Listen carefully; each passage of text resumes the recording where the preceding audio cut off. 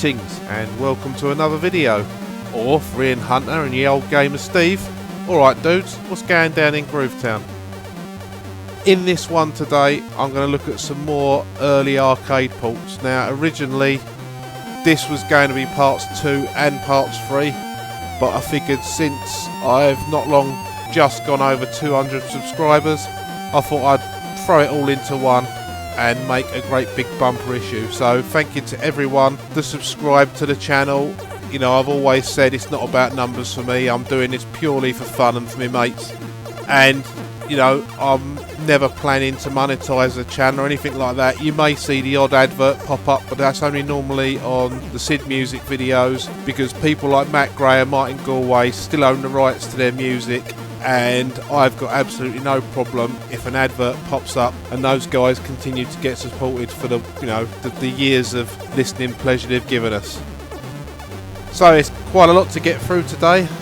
10 different games, which means 20 different recordings. So let's crack on.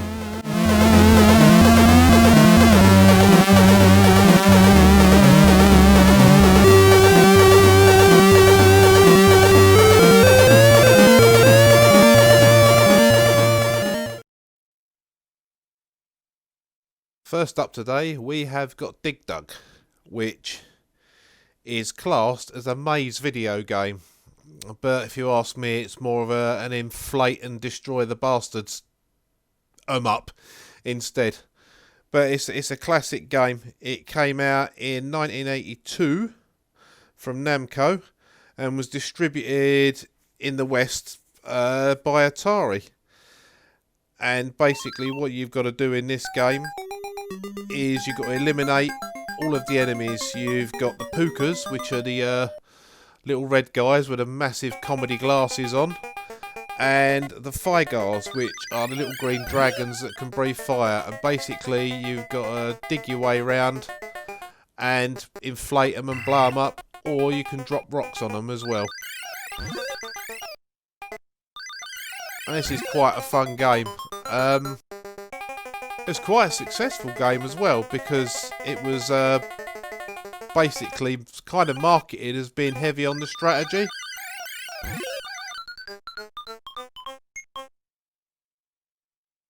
So we go on round 2. The rounds are denoted by the flowers at the top.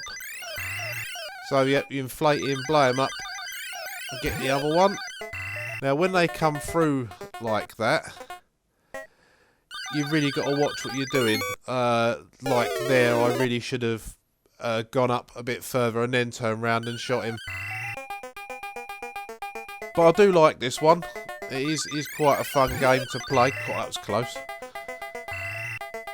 Let's just demonstrate dropping a rock. Not that there was anything underneath it.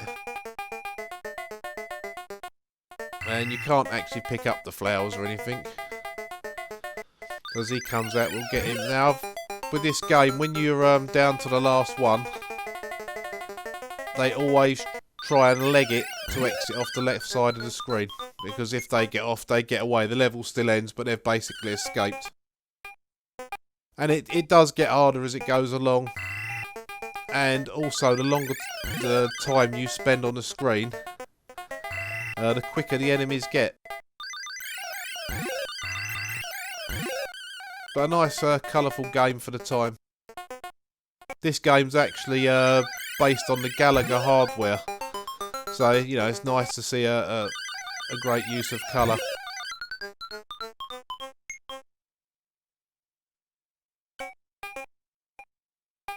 I'm not really going to illustrate it in this video because I'm not that good a player, but you can get loads of bonus points if you squash a few at once underneath. A falling rock, that is.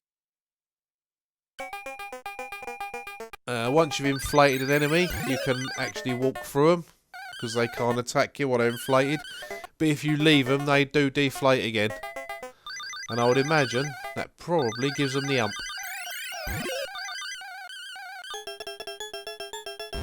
And as the game goes on, as you'll see, you do tend to get different colour levels, just like that.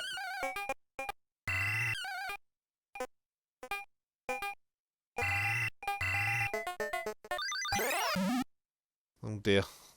Don't drop a rock on yourself. Excellent stuff. So we'll have a look at the Commodore 64 version.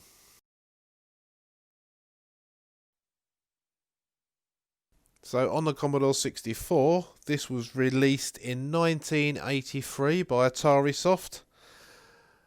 And it's pretty much the same game. Obviously, it's not in the vertical monitor, so it's more of a stretched out view. And fairly colourful for an early C64 game. And, you know, like I always say, you know, gameplay is key. And this plays exactly how you'd want it to. It is absolutely spot on gameplay wise. Yeah, the graphics are slightly more chunky. But, you know, it's an 8-bit computer, not an arcade machine. It's always nice to get two at once. And grab him before he legs it off the screen. So in this version, you don't have the flowers at the top denoting the round. It actually tells you, obviously, where it says round 2. But yeah, stunning game. This was a firm favourite of mine when I first got a C64. I've always liked it.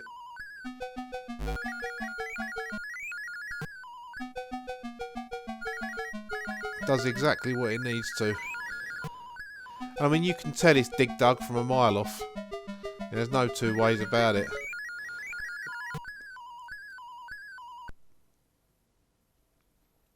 I do find that this version is slightly easier than the arcade original.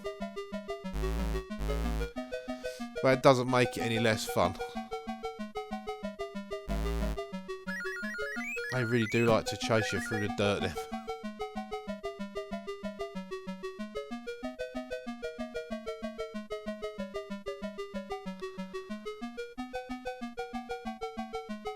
I feel like the Pied Piper here.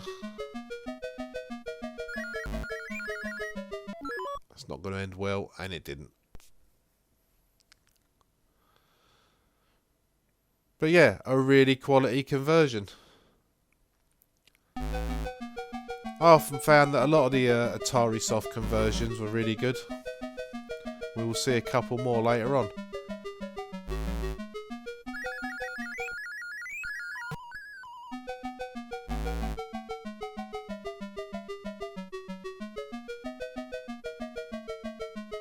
Now, everything right down to the little faces that go through the dirt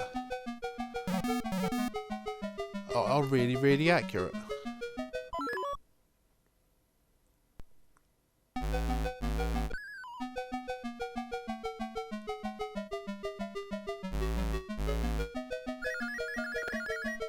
I have to say, I played this one quite a while before I even played the arcade version. So the arcade one seemed quite difficult the first time I played it.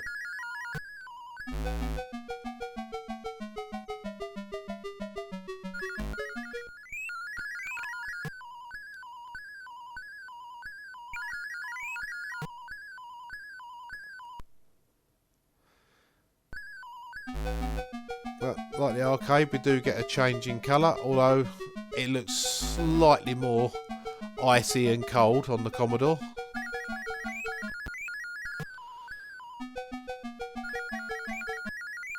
But it's effectively the same game.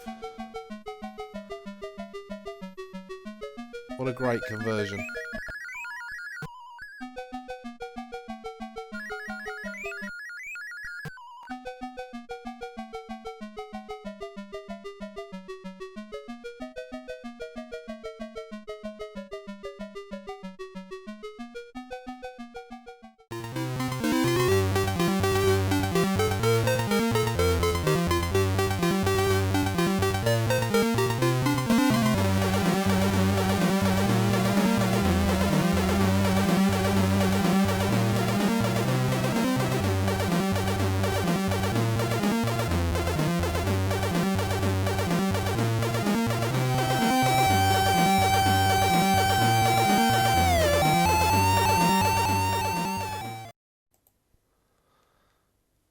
Next up, we have got Donkey Kong. quite a famous game, spawned many a character, namely Donkey Kong himself. There we go. Smack that so they're all crooked.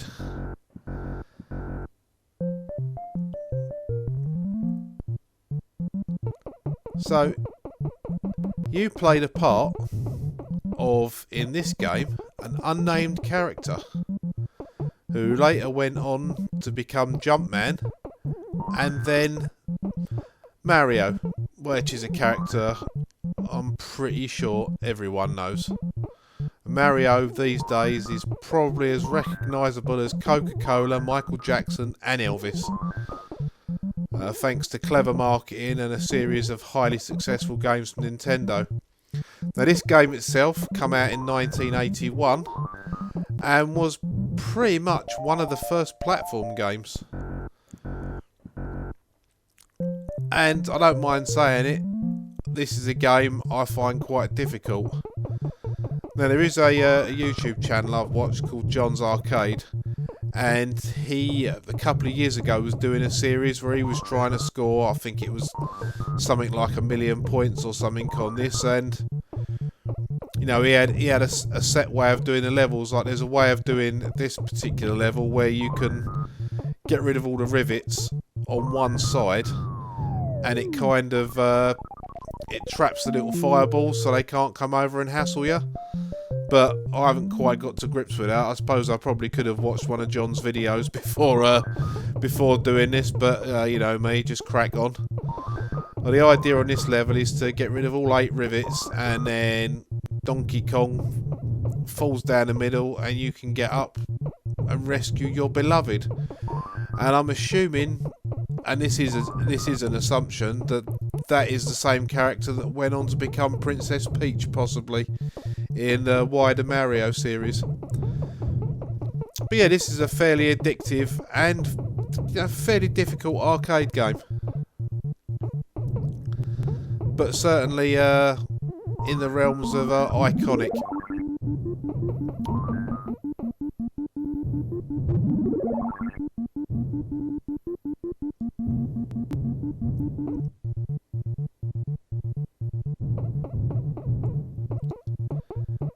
Can recognise this one in the arcade because of its pretty sure it was a bright light blue cabinet, and it was one of Nintendo's standard size cabinets they had for all their early games.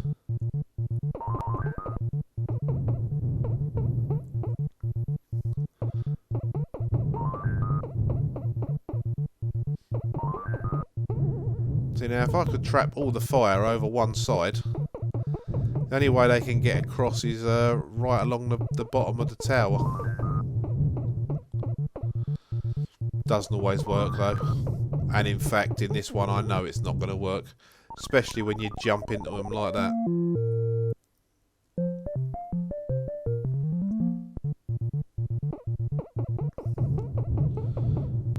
I believe it's the level after this one that I find nigh on impossible, the ones with the bouncing springs that come across. You're not going to get to see that in this video, I can guarantee it. But I'm pretty sure most of you know it, and as you can see, you cannot fall through the levels.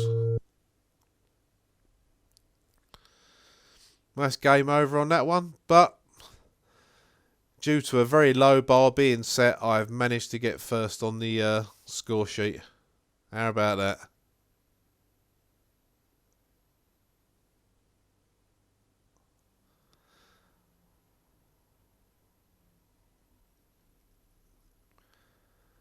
So let's have a look and see what they did on the Commodore 64. So, Donkey Kong on the Commodore 64. This one came out from Atari Soft in 1983. And it's a fairly faithful, if a little bit widescreen and spread out chunky version, but the essence of the game is there. It plays a little bit slower than the arcade version, but you know, as is becoming a theme with these early games, it's actually a pretty good port. And also, when I was talking a minute ago about the arcade version, I was surmising whether or not it was Princess Peach at the top. Well, as it turns out, it's actually his girlfriend Pauline. So, whether she became Peach or not is another thing altogether. Obviously, I have no idea. So yeah, much the same as the arcade one. You work your way up the crooked levels to try and rescue your girlfriend. And as with the others, you can pick up the hammer to smack the barrels or the fire if they catch up with you. Now, this is a fairly good port. It's certainly playable enough, let's put it that way. And yeah, the sound is slightly off, but it is close enough to be serviceable. And I find this level just as difficult. So in that respect, they've pretty much got it spot on.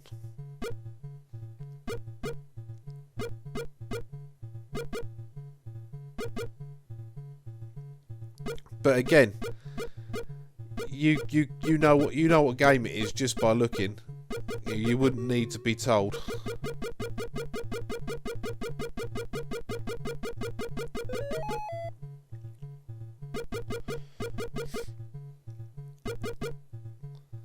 Apparently, the character that went on to become the plumber Mario is in fact a carpenter in this game. Who knew? Well, I should imagine probably everyone except me by the sounds of it.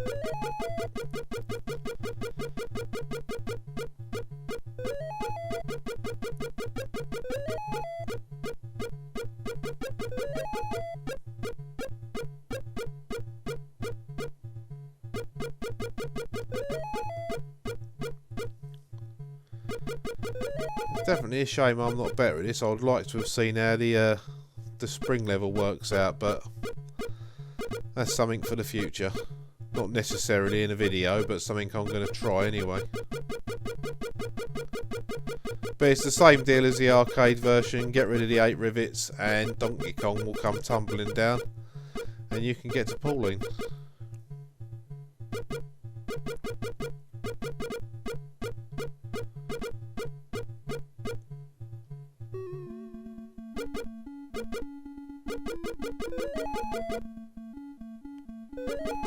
I'm not sure what the bag you pick up at the beginning and the umbrella are for, other than just points.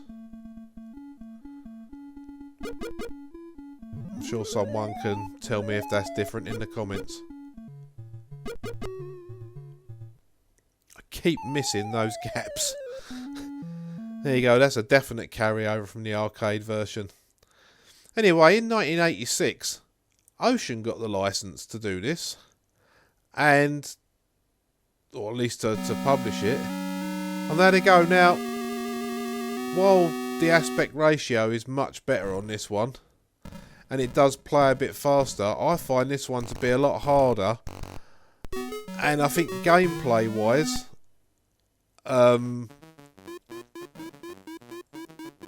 this one it feels smoother, but it's more difficult. One thing I do like in this version, they reinstated the how high can you get screen, which was missing in the Atari Soft release. And there has been recently, in 2016 I think it was, yet another version of this, but I think I'll save that for the newer games video. Because I haven't actually tried that one myself, so I might save that and make the first time I try it in the video. That'll be amusing. Not. But yeah, I found this one far more frustrating and difficult than the Atari Soft one.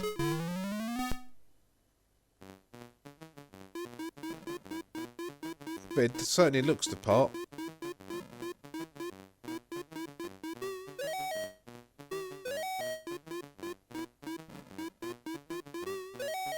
Not too bad at all. Just a shame I'm pretty pants at playing it.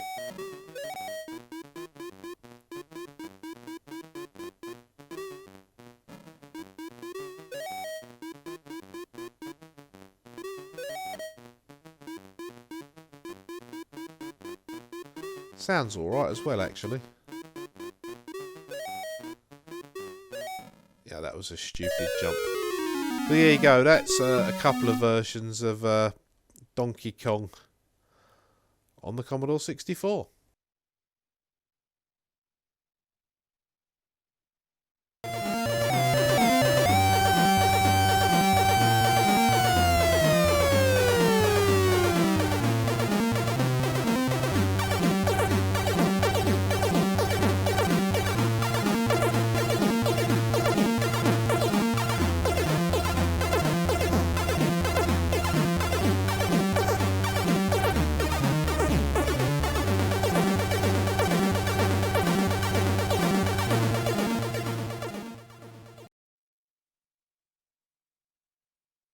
Next up, Mr. Do. And this is a maze arcade game that was developed and published by Universal in 1982. The idea of this game is to score as many points as you can by charging around, digging tunnels through the ground, a bit like Dig Dug, and collecting all the cherries. Your character is Mr. Do, who's a clown, although the original Japanese version he was a snowman. And you're chased by monsters called creeps. Basically you lose a life if you're caught by one. All the cherries are spread out in groups of 8, and if you can get them all without stopping, like each group of 8, then you get a bonus of 500 points. You complete a level by either getting all the cherries, killing all the creeps off, or if you manage to spell extra, or if you get a diamond. You get a weapon, which is like a bouncing power ball, and you can defeat the enemies with that, or you can drop the apples on them. Also, a little bit like Dig Dug, you know, you can push an apple or you can drop an apple. Not sure about the Cookie Monster looking things, but got a laugh, I suppose.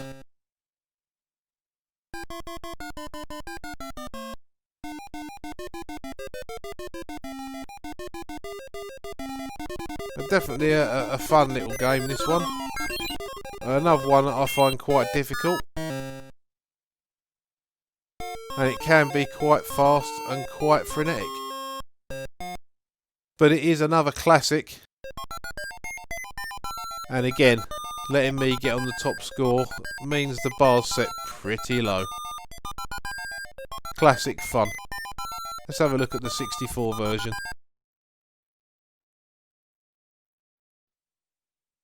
So over on the 64 we're presented with a title page. Quite similar to the arcade version, to be honest with you. And this is a really nice version. This is the version I used to play back when I was a young'un. It's got all the sound, all the music, and I find this to be, you know, a very capable version of the game.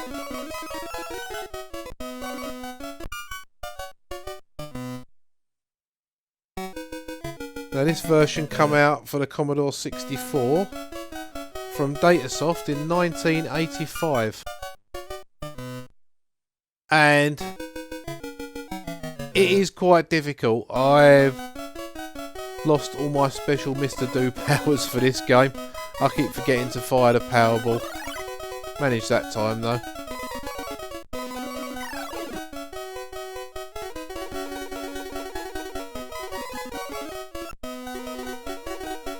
Sounds like you're chucking a dishwasher tablet at him.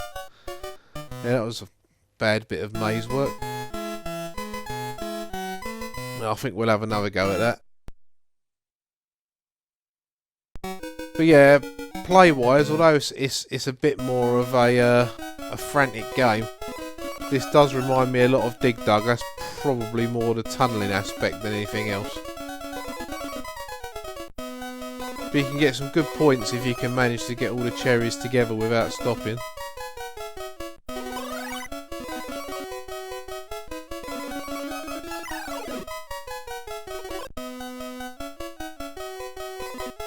Well, not too bad at all. It's actually, you know, even though, you know, yet again, obviously playing in a horizontal screen, it's quite stretched out.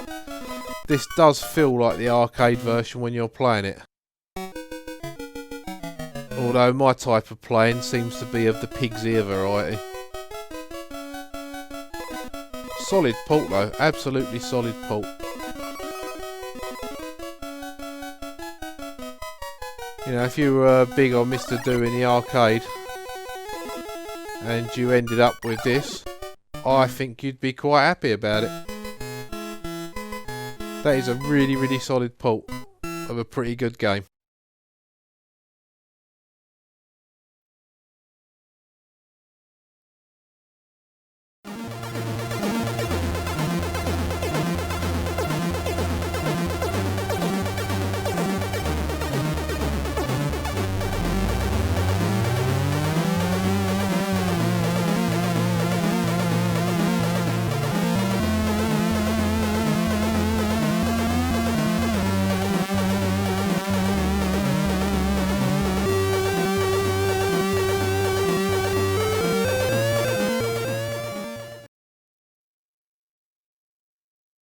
Well, I'm not sure I really need to introduce this one, because if you take Mario out of the equation,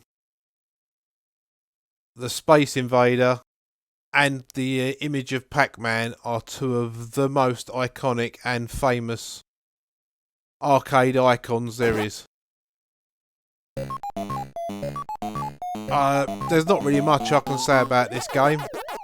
So what I will say is that this was released by Namco in 1980. The original name of it was Pac-Man, but over here in the West, vendors were worried about really clever people defacing the machines and changing it to Fuck-Man. So thus Pac-Man was born. And basically, well, he's the original raver, isn't he? He runs around in the dark, taking drugs and getting the munchies, as far as I can tell.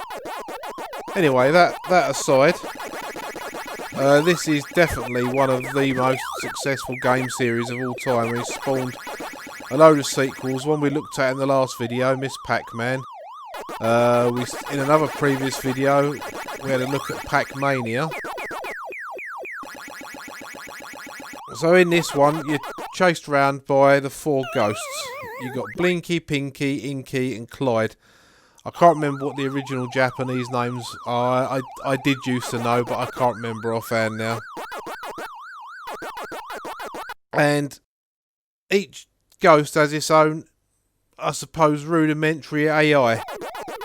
So you've got Clyde, the orange one, that will alternate between chasing Pac-Man and running away from him. You've got Pinky and Inky that try to position themselves in front of Pac-Man. And you've got Blinky, who will give direct chase. You know, he will just pursue Pac-Man relentlessly. Now, there are patterns you can follow to this game, which means that the ghosts don't ever come anywhere near you. I have never memorised them at all. I know I have spoken a live stream to John Stoodley, who does the perfect Pac-Man. How someone can play this game for that many hours and not cock it up is a skill unto itself.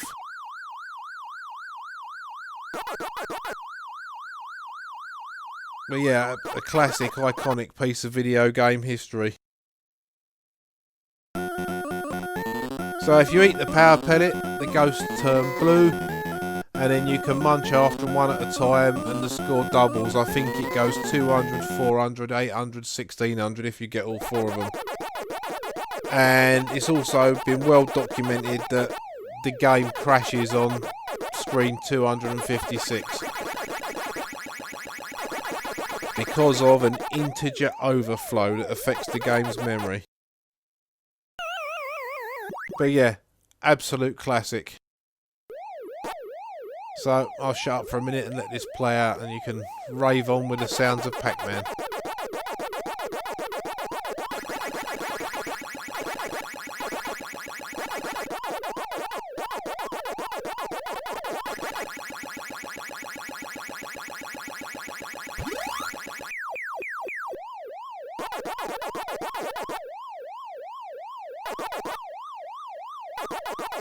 How the hell did I manage to get through that red ghost there? Because I'm clearly not cheating. And I just managed to go straight. I didn't go through him that time though, did I? That's a weird one. I wonder if anyone can explain that in the comments. But yeah, absolute classic. Over on the 64, copyright 1983 by Atari, or Atari Soft as they were known. Don't let a really awful front page let you judge the game beneath, because this is a really playable version of Pac-Man. And what they've done here is they've basically flipped the maze on its side. It's still the same, you know, layout of corridors and tunnels and what have you. But rather than trying to squeeze it up and make it spool, they've just gone 4-3 with it instead of the 3-4 ratio of the arcade. With some lovely smooth sprite work, a little bit slower than the arcade, but with some cracking good sound effects. What we've got here is a really good playable port of Pac-Man. And again, this is the one I used to play back in the day. And I think this is still one of the best ports of Pac-Man on any home system, because it, you know, not knowing the patterns or the way to do the perfect Pac-Man, or, you know, having the ability or the staying power to get to screen 256. This to me was everything I needed in a Pac-Man clone. Well, it's not even a clone, it's a licensed version.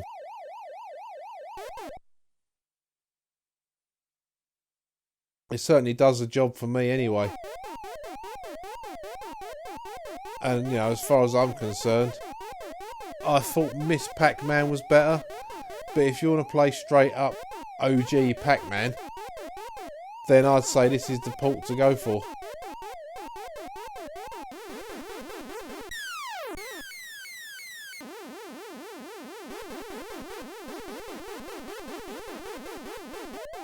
It sounds absolutely fantastic. It's got that sort of siren sound in the background, absolutely spot on. And yeah, you know, some might say the colours were a bit dull, but back when I had this on a colour television set, if the colours looked dull, I just turned up the saturation, and that's the easy way to brighten up the 64's palette if it weren't to your liking.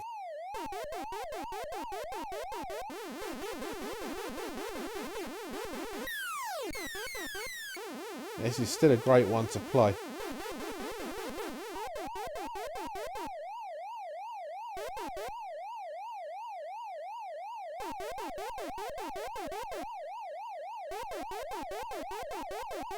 So I think if I had to pick any fault with this, it would be that the colours of the ghosts are a bit off.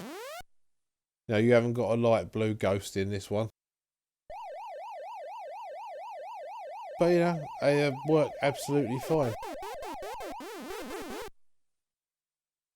I'd rather have a slightly off colour ghost than a naff version of the game, to be honest with you.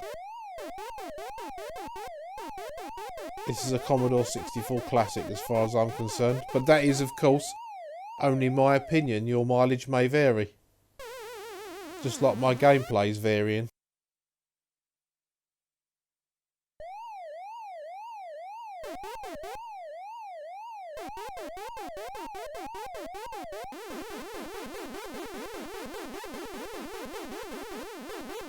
Up until Mame was released and I really started using it, I was getting on for 20 years ago now, this was my go-to Pac-Man. I mean, I think the original Mame, to start with, only emulated Pac-Man anyway. I think it was designed originally as a Pac-Man emulator. But that's a lovely piece of coding. Really recommend that one for a Pac-Man fix.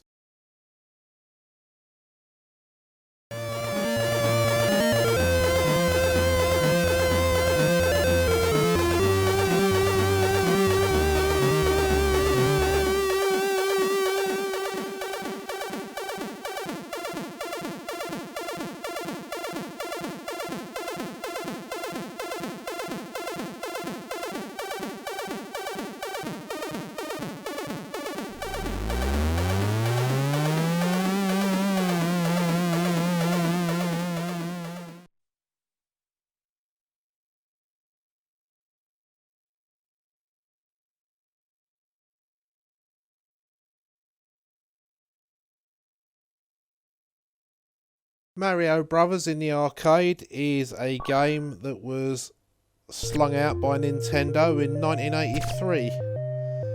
And basically, this is as far as I know, or at least for me discovering anyway, the first game that had Mario and Luigi in it. As plumbers, basically. It's a basic platform game. And it features the two brothers investigating the sewers of New York after strange creatures have been appearing there. And unlike the Mario games of the future, you cannot jump on the creatures the same way as you do in Super Mario Brothers and all the games on from that.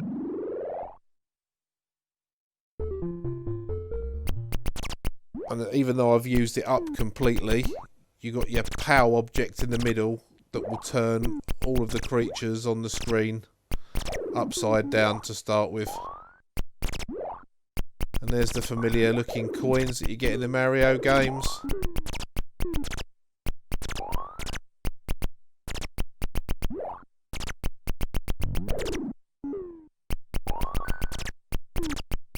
I suppose the fireballs are kind of a throwback to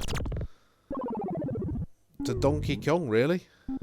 It can't get you while you're on that platform when you first drop in. But yeah, the idea is to turn all the creatures over, kick them, so you basically kick them off the screen. They turn red if they've turned back over again after you've already kicked them up in the air, or bumped them up in the air, I should say. And yeah, after a couple of levels you get this bonus screen to grab some coins for some points.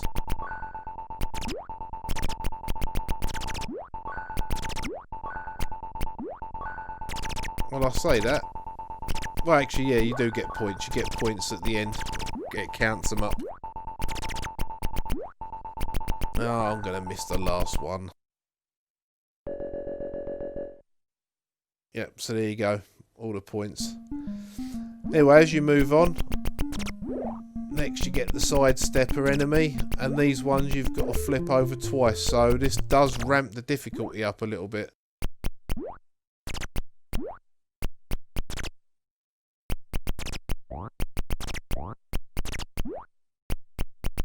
And yeah, as I said, you can't jump on them on this one. But yeah, a fairly solid platform game, good fun. Definitely works better as a two-player game, and I used to play it more on the Commodore 64 with friends. It's a much better experience. Over on the Commodore 64, we have got the version of Mario Brothers that come out in 1984 from Atari Soft, who did quite a lot of really good early arcade ports, and it's pretty much the same thing, same game, slightly chunkier graphics you'd expect, but this one plays really, really nicely. This is the version I remember playing long before I played the arcade version. In fact, I remember playing this game before I ever even saw Super Mario Brothers in anything other than adverts on the telly, I think, for advertising the NES. And to be fair, the NES I remember more in the late 80s from advertising the Turtles game. Anyway, back to this one. Pretty much the same thing. Got the fireball. You got the things you kick over. They end up being called Koopas. Possibly. They just look like tortoises to me. But same deal. Knock them all over. Give them all a kick. That was a really unfair drop-in.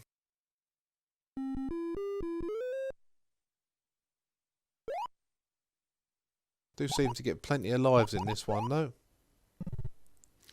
Which, judging by the way I'm playing, is pretty bloody useful. Actually, my players don't seem to be going down. I have a feeling I may have left a infinite lives job on this.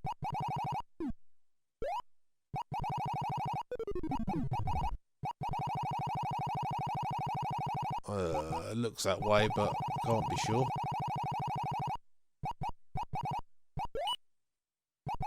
Yep, we'll have that again.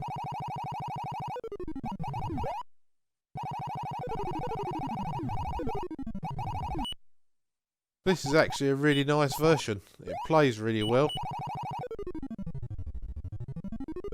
And it's unmistakable which game it is. So the bonus level, much the same as the arcade. You've got your countdown, and you've got to jump around the screen and collect all the coins before the time runs out.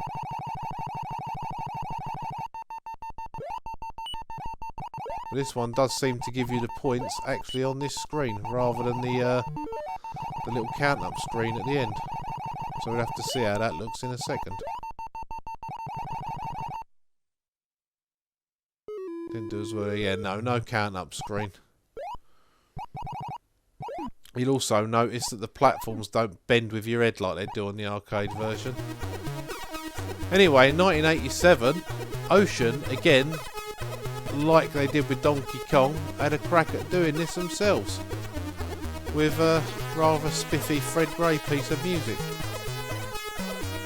And this one, the levels do bend with your head. And this one plays a bit quicker.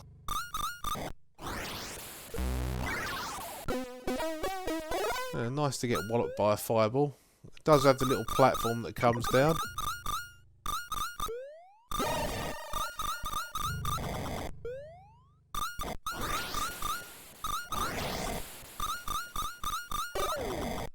Coins look more like coins in this version.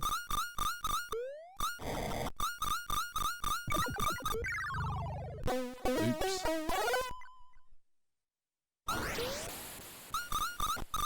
That was close.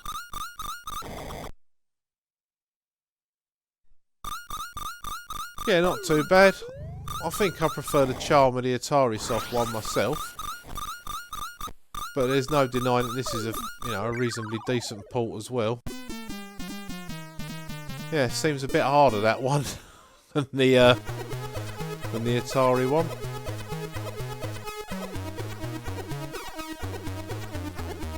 But still a pretty good effort and good fun to play. And as I said in the arcade one, playing it with two players is much more fun way of playing. So that's the Commodore 64, two versions.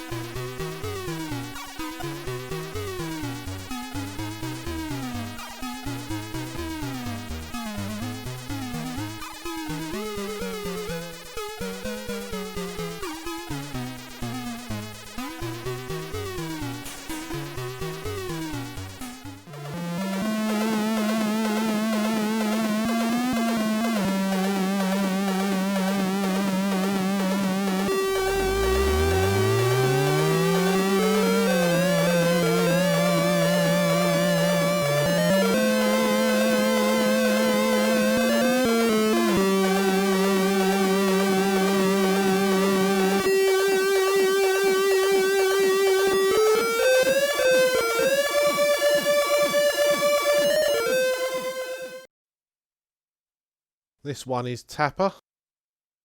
And the version I'm going to be playing here today is the original Budweiser version, which was, you know, it was aimed to be put in pubs and bars and places like that. It was reskinned a year later, because the first one was 1983. It was reskinned as Root Beer Tapper, yeah, in 84. So it could be put in arcades and not be construed as advertising alcohol to minors. And I believe the version I've got for the Commodore 64 is actually a Mountain Dew version, so there's quite a few different versions of Tapper. Basically, in this game, you've got to pour pints and stop the glasses from falling on the floor and get all the customers back through the doors. And once they're all gone, the level's clear. And you can run and pick up the money that's been left on the side there. And I believe that's when the crowd stop and look at some dancing girls or something, but I don't normally bother to do that. I just normally just chuck the glasses down and hope for the best. But this is another iconic game. It had a very iconic cabinet that was like it was kind of like a bar, and the joystick was like a four-positioned, or like a beer tap that you use to get beer out. And like you just saw there, if you don't get to the customer in time, they drag you down the bar and chuck you out through the doors. Now in this game you can die in a number of ways. If the glass falls on the floor, if a customer gets to the end, or if you chuck a glass down when it's not required. This bit here, you've got to work out which one he hasn't shaken, so you don't end up with a face full of beer. And I reckon it is that one. And I'd be right.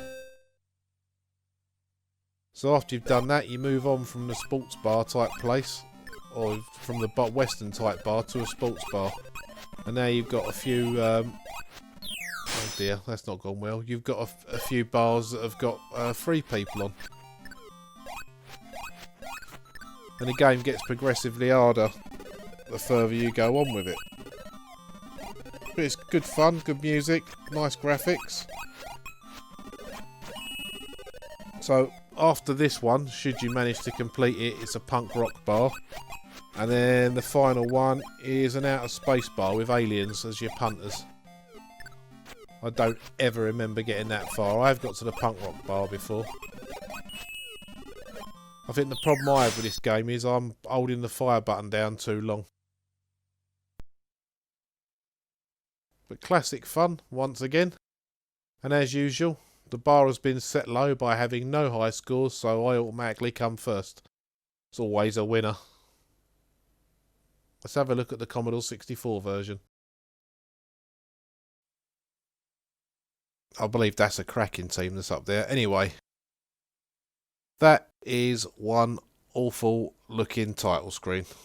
I've got to be honest, it looks like it was made in BASIC, and it probably was. But that's quite misleading. You know what they say, never judge a book by its cover. Because this is actually a fairly good version. As you can see, the usual slightly chunkier sprites. But what a great version. You know, it's got everything. It's got the music. You know, you can see what game it is. Tapper himself looks great. Although I'm having the same problem here I'm having with the arcade one, whereas I'm holding the fire button down too long. You don't have to hold it down that long. You can literally just quick fire them off.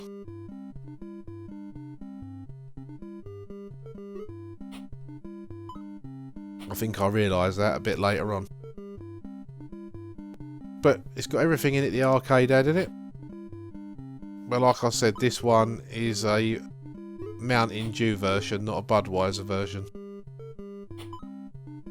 I'm really struggling to get rid of these people. This should be really easy. See him on the end, he's a bloody alky, that's the problem.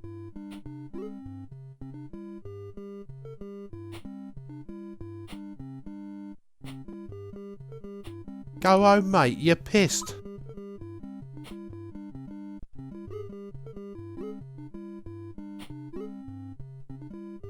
I just cannot get rid of him.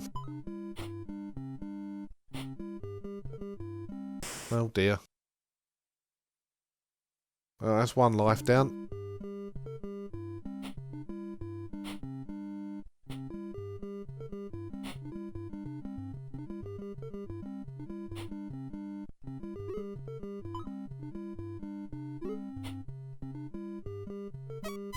Still haven't managed to get him through the door yet, I don't think.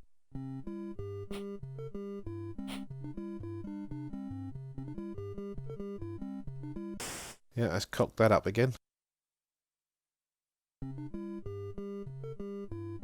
Now we've got a couple of lives left to try and sort this out.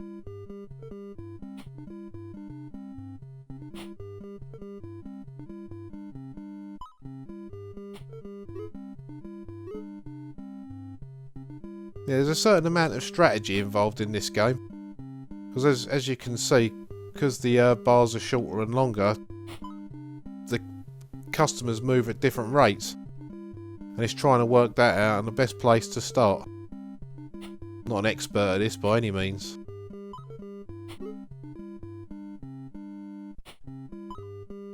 Oh, that was close.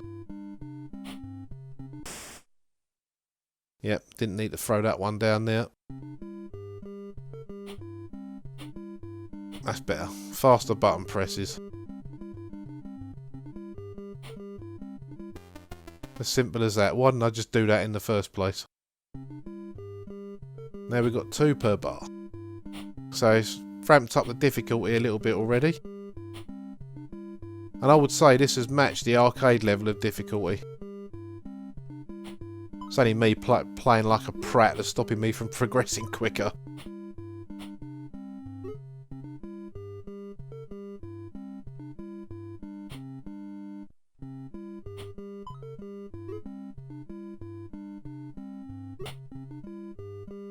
Who knew alcohol could be so much fun? Well, no, this isn't the alcohol version. Who knew Mountain Dew could be such fun to drink? I mean, what is Mountain Dew anyway? Sure someone can tell me in the comments. Is it some kind of water or Coke based thing or something? Can't say I've honestly ever had it.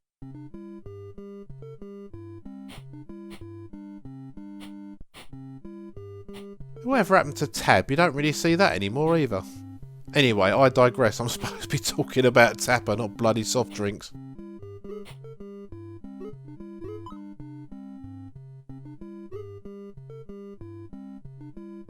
Yeah, I'm struggling to get off this level. That's what you need. Quick flicking on the button to fire the beer down. Or the Mountain Dew. Rid of him. Get rid of her.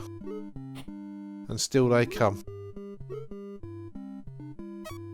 Well, they're a thirsty bunch. I'll give them that.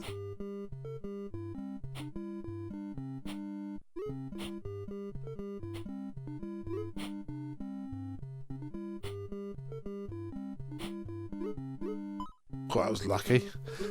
I nearly fired that into nothing. Someone just appeared just in time.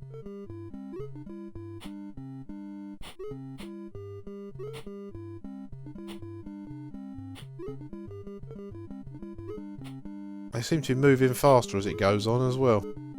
Oh, will you sod off? Finally. Right, now we get the can game. As you can see, there's the Mountain Dew logo. So, same as the arcade, you've got to watch which one he doesn't shake up, and that's the one you've got to find.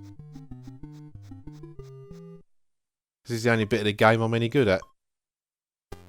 Ta-da! So now we're at the sports bar. And don't know, I'm beginning to think the Commodore 64 version's harder than the arcade one.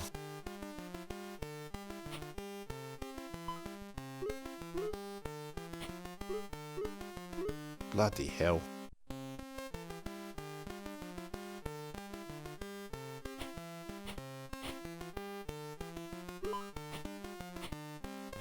Look at them all.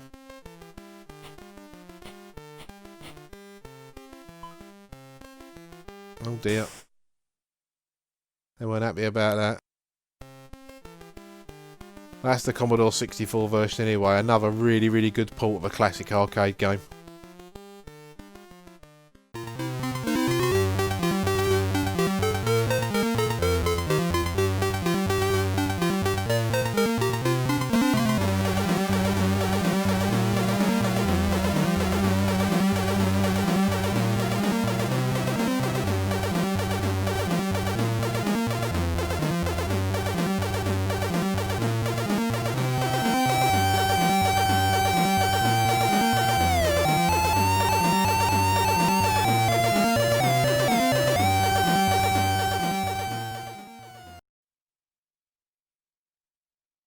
Next up, a game about frogs. Frogs that can't fucking swim. Yeah, it's Frogger. And this is a game that came out in 1981, developed by Konami and originally published by Sega. And this is a really successful game. I mean, when you consider, by 2005, and this is according to Wikipedia, which I don't use as my only source of information, but it's handy for this one. It's sold 20 million copies in all its various home video incarnations. And 20 million for a video game is a fairly high number.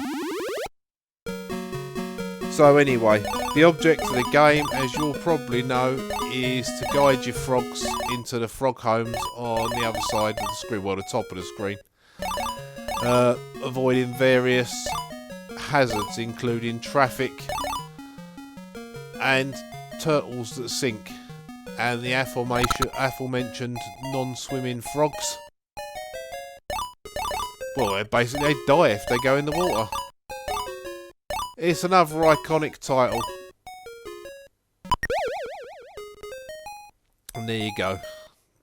Died because he went in the water. And this game has a sound to it that used to ring out in arcades.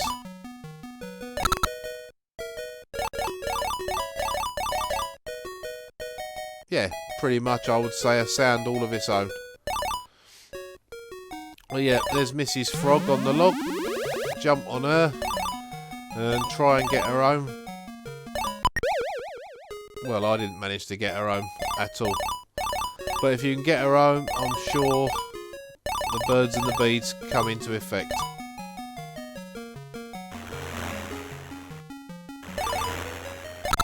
Well, that's 3. Obviously, you're up against the timer. There she is again. Yeah, I've really cocked that up. That's the arcade version of Frogger anyway.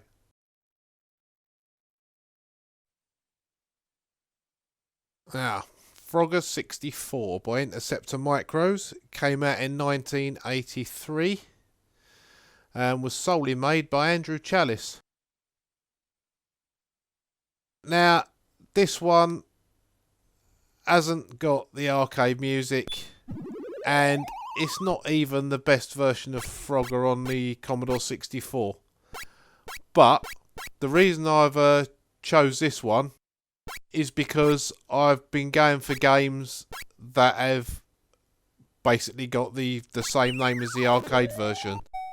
There are many, many versions of Frogger on the Commodore 64, but they've all got names like Leaper, Froggy, Frog.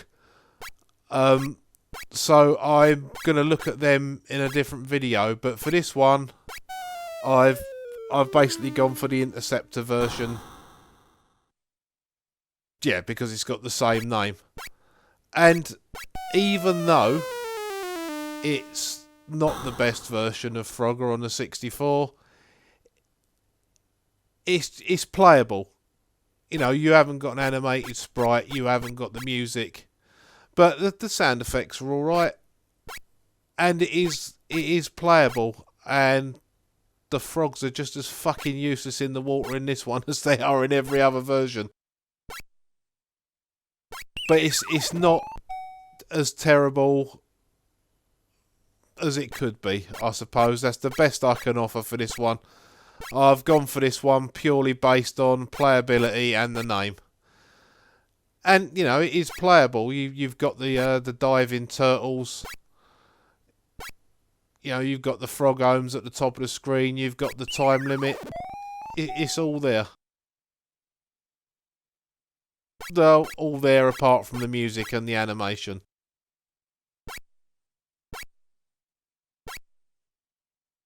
Although I have to say, as you'll see, or hear, if I make it to level 2, it has got some weird sound going on in the background. I'm not sure what Andrew Chalice was thinking with that, but you know, it does the job. If you want a fix of Frogger on the Commodore 64, this one does do the job.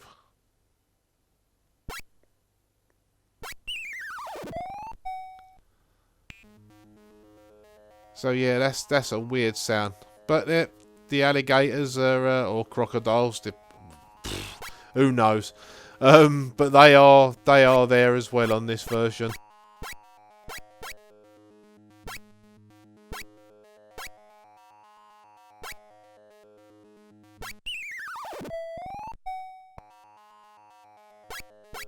It still amazes me to this day that the frogs in this can't swim.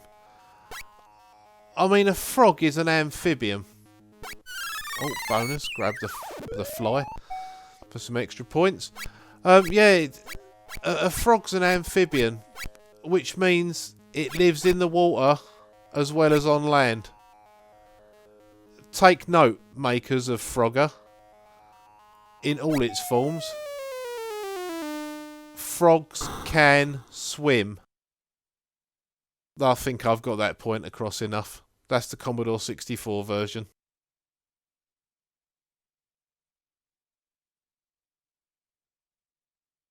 I suppose I better put my name in. Yay, I can spell. Well, I can spell my name anyway.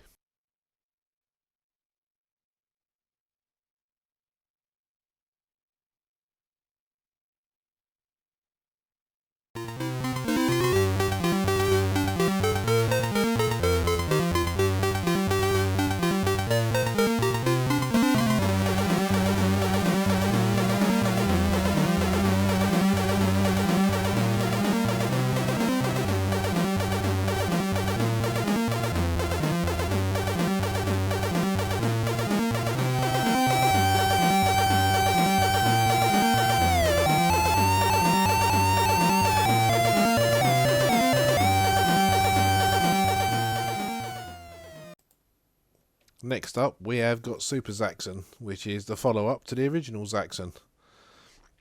The original Zaxxon was on the Commodore 64, and it was a good game, but this one I felt pushed it a bit further for the time it was released. And this is really fast, and it's really hard. They really upped the game from the original Zaxxon. In fact, I'd go as far to say this is ridiculously hard. There's even a note in the Mame file that says they've checked it. This is actually as fast as it runs.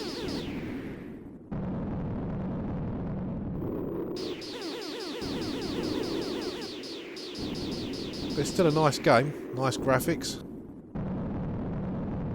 And considering it came out in 1982 from Sega, the isometric shoot 'em up was still, you know, still quite a rare thing, really. There was this and there was Zaxxon at the time.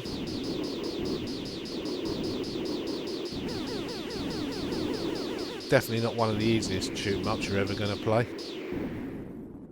I would like to get into that tunnel at some point.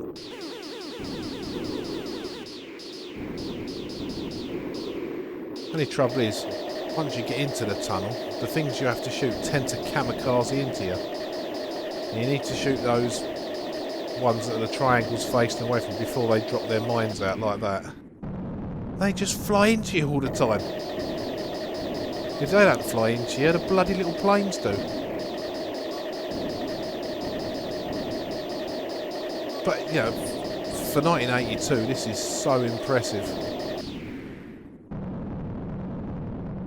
but bloody difficult. And if I remember correctly, the Commodore 64 version is only very slightly easier. So we'll have a look at that and see if I'm right or if I'm wrong.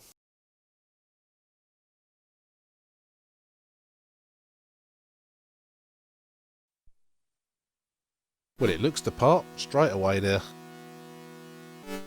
Obviously dumbed down graphics, but that's pretty much the arcade intro.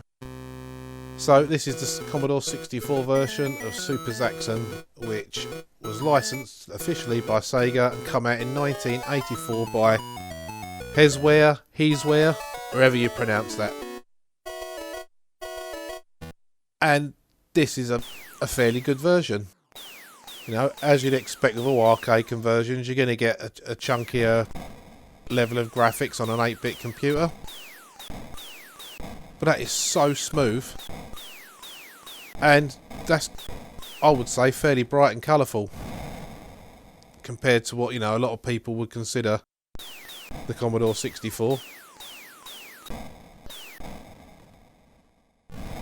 It's just as bloody hard though. Well, I say it's not as hard. This one, the mistakes are more your own than the arcade one, which just seems really, really out to get you.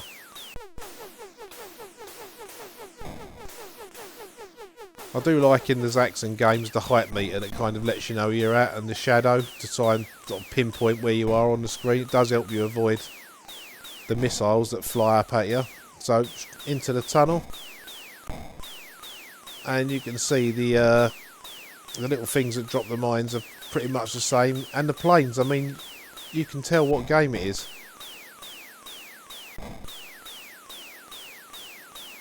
It is somewhat slower than the arcade version, but that is some very smooth scrolling. But then you expect that from the 64.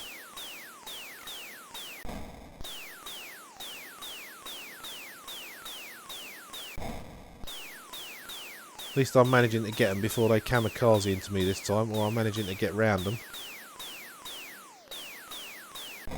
But yeah, if you were a fan of Super Zaxxon, especially if you could get this on the cartridge version, you'd be well made up with this. I certainly used to like it. You know, I had genuinely forgotten how much easier it was than the arcade version. I've managed to get to level 2, and I think I only really had a quick go at this for the first time in years before recording, just so I could get the lay of the program, as it were. Yeah, what a great version. I believe the footprints that appear on the ground in these games are to do with the dragon at the beginning, which is what you've got to destroy. So, last life. Yeah, I've kind of got the hang of that bit. It's just getting through this wall here. And I should... The silly thing is you can see where your shots are, that you're not high enough. So another game over. But that is I've got no complaints about that conversion at all. It's absolutely brilliant.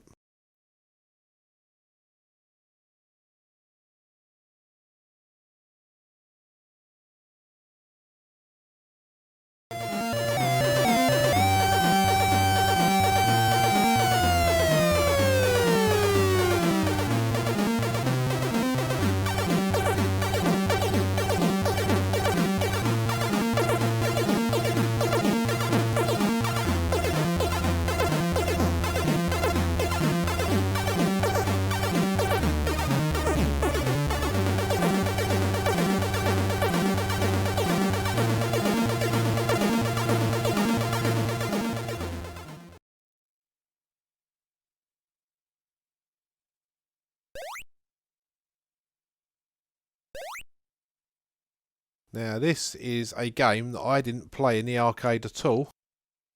I only got to play the arcade version once I got Mame, which is probably about 20 years ago now. But I used to play it quite a lot on the Commodore 64. So it's interesting to see the arcade version, and you know, like most of the ones we've looked at, It's got smoother sprites, smoother scrolling, it's more colourful. But Up and Down is basically a flag collecting game. You need to collect all the different coloured flags across the top to progress to the next level. And you've got to be careful not to get walloped from behind. That sounds incredibly wrong. But yeah, it's a good little driving game. Like I say, I played this on the 64 rather than the arcade, and this must have been on one of the early C90s that I got off my mate, because I remember playing this really early doors when I still had a black and white television. But anyway, the arcade version seems to be quite difficult, so we'll stick the name in and I think we'll have another go at that. Yeah, you collect the flags. You can jump over the other cars. You can land on them and blow them up so you don't get destroyed yourself. And it is quite a quick reaction game, this one. I obviously haven't got the reactions I used to have. See, that was a completely crap jump because I didn't land on it at all. But definitely a good fun game, and definitely one worth checking out. I mean, the arcade version is good. I'd say playability wise, both versions we're going to look at are equal.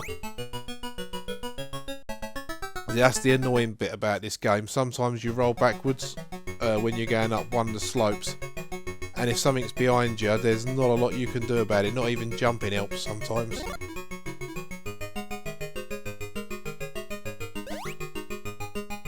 And you get extra little bonus things there, like there was an ice cream that I totally missed. But that's it, short and sweet. But it is definitely a fun game. I highly recommend it.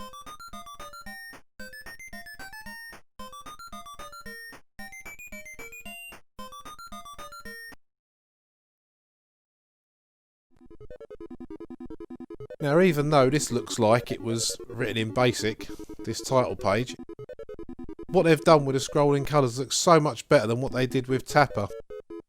So this is the Commodore 64 version of Up and Down, and this came out from US Gold in 1984.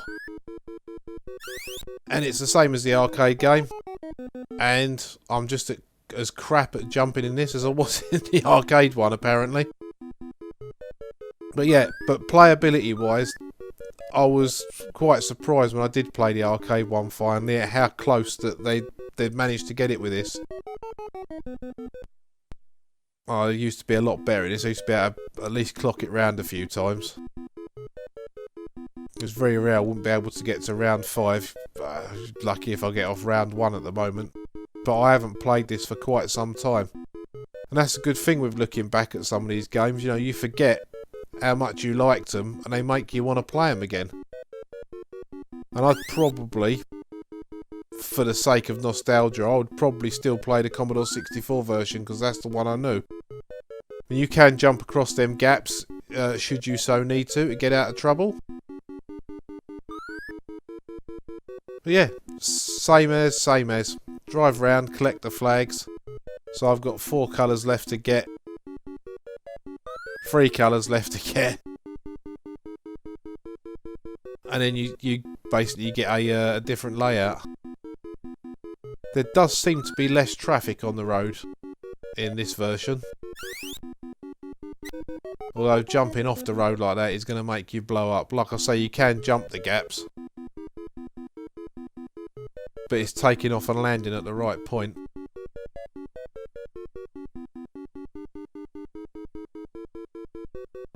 Classic fun though. Classic rubbish jumping though.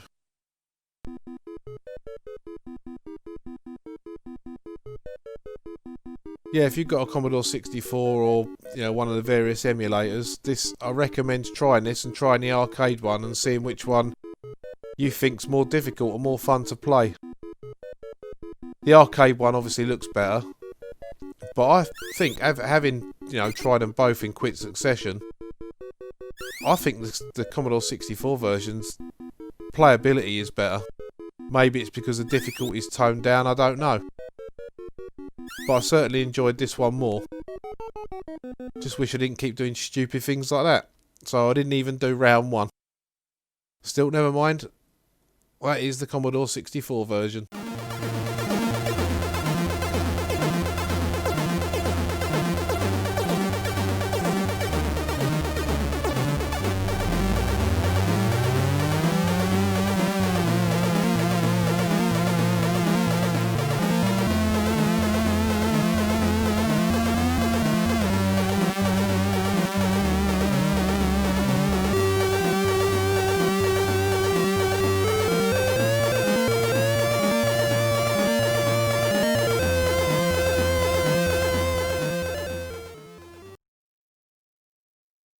And finally on today's list we have got Mooncrester.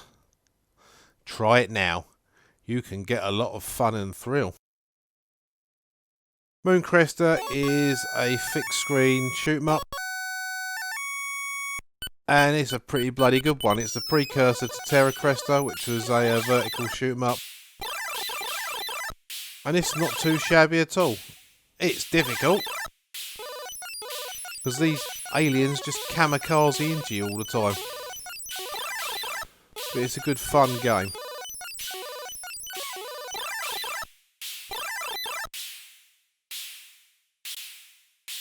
What you're supposed to do is do so many levels, and then you can land back on your bigger pieces of ship and get extra weapons.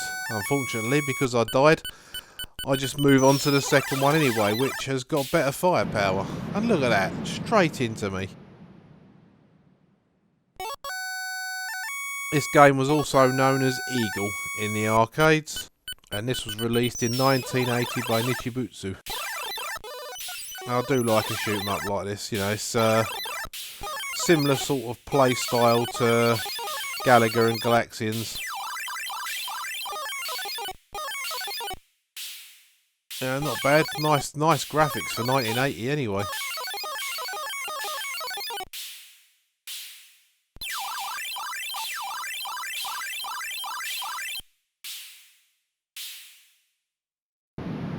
Two at once. Absolutely shocking. Well, that's that, as they say. Right, let's have a look and see if I can do any better on the 64. Still got a trip to the Space War. It's still Mooncrester. We can still try it now, and we can still get a lot of fun and thrill. So obviously we haven't got the vertical monitor. A few options there. We'll change it to joystick. And away we go. Nice smooth scrolling starfield behind.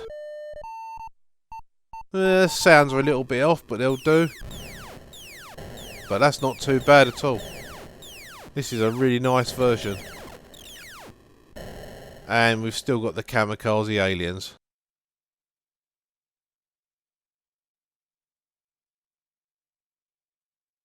So with double the firepower, hopefully I can get a bit further. Have it.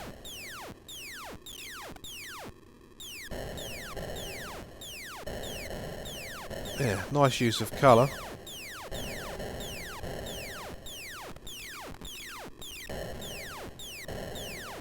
I'm finding the 64 version a little bit easier here. Not when I do stupid stuff like that though.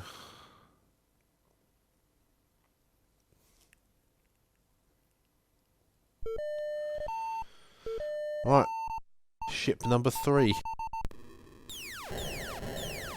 Same firepower, just wider.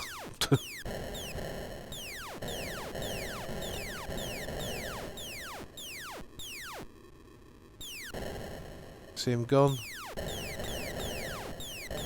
Get rid of these purple ones. Sorted. What the hell was that? Ah, death by bollocks. Lovely. So still difficult, but a really, really nice version. That's not a bad title page either. Great game. Recommend that one.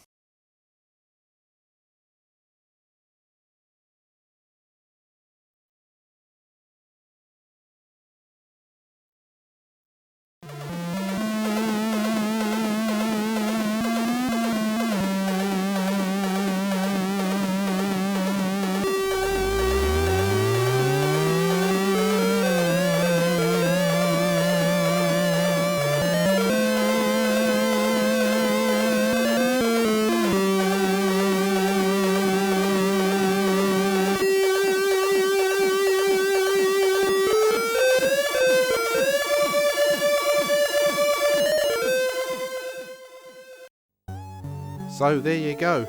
There is 10 arcade games and their respective Commodore 64 ports. And I think for the next video I'm going to move forward in the years, so we're going to go to the mid to late 80s, and there's quite a lot to cover in that, so it'll probably be 2 or 3 videos. I'm not going to do another great long one like this. We'll be back to a normal length next time round. So here's all those versions running together, and I'd just like to say again, thanks to everyone that's subscribed to my channel. It's a pleasure. I have fun doing these, so it's great to play the games and just literally laugh at myself for being shit at them. So thank you very much for watching. I am going to leave you with the tune, which again has nothing to do with the arcade games, but it's a great piece of music called Artillery by Gaia Chiota. And I'm going to leave you with it. So until next time, thank you very much for watching, and laters.